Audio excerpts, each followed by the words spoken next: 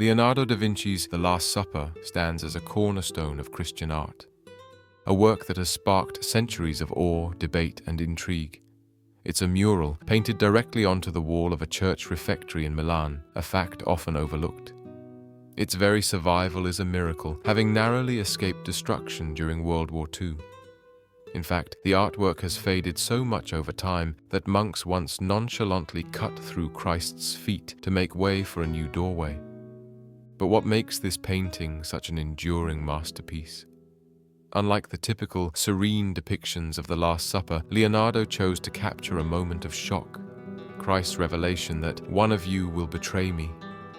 The apostles' reactions are a whirlwind of emotion, each figure contributing to the painting's complexity and depth, and with Leonardo, every detail is deliberate. Take Christ's posture, for instance. It forms a perfect triangle, a nod to the Holy Trinity as he reaches for the bread and wine of the Eucharist. The symbolism is rich and layered, drawing viewers into its intricate narrative. The apostles themselves are a study in expression and foreshadowing. St. Peter clutches a knife, hinting at both the fate of Judas and his own future act of violence when he cuts off the ear of Malchus during Christ's arrest. Then there's St. Thomas, his finger raised in a gesture that recalls his later demand for proof of Christ's resurrection. Some suggest this is a self-portrait of Leonardo himself, possibly reflecting his own skepticism. And then there's Judas, shrouded in shadow, clutching the silver coins he received for his betrayal and knocking over a salt container, a symbol of his broken covenant with God. Leonardo intentionally made Judas the most unattractive figure in the scene, underscoring his treachery. Beyond these more overt symbols, the Last Supper is surrounded by countless theories, the most famous being the identity of the figure seated next to Christ. Is it Mary Magdalene, as popularized by Dan Brown's The Da Vinci Code? Some believe so, given her presence at both Christ's crucifixion and burial, despite the limited details about her life. But a more plausible explanation is that this figure is St. John, who was often depicted as youthful and gentle, with a somewhat feminine appearance. Would Leonardo really have left John out of such a crucial moment? Some argue that the absence of halos reflects Leonardo's skepticism about Christ's divinity. But Leonardo's approach was far more nuanced.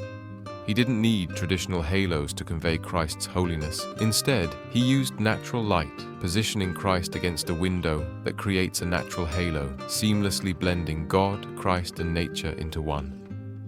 Leonardo's use of linear perspective also directs our focus directly to Christ, the calm at the center of the storm. His expression is serene, a stark contrast to the chaos around him, a representation of divine perfection amidst human imperfection. And there's possibly an even deeper message hidden within the composition.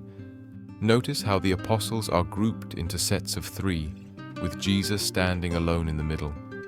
This arrangement could allude to Lamentations 3:31-33, which speaks of God's compassion and unfailing love, even in times of grief, for no one is cast off by the Lord forever. Perhaps Leonardo, like St. Thomas, grappled with doubt. But ultimately, the message of the Last Supper is one of forgiveness and grace. Christ's serene presence at the center of the painting reminds us that even in the face of betrayal, there is room for compassion and understanding. If you enjoyed this video, make sure to like, subscribe, and drop a comment. See you next week.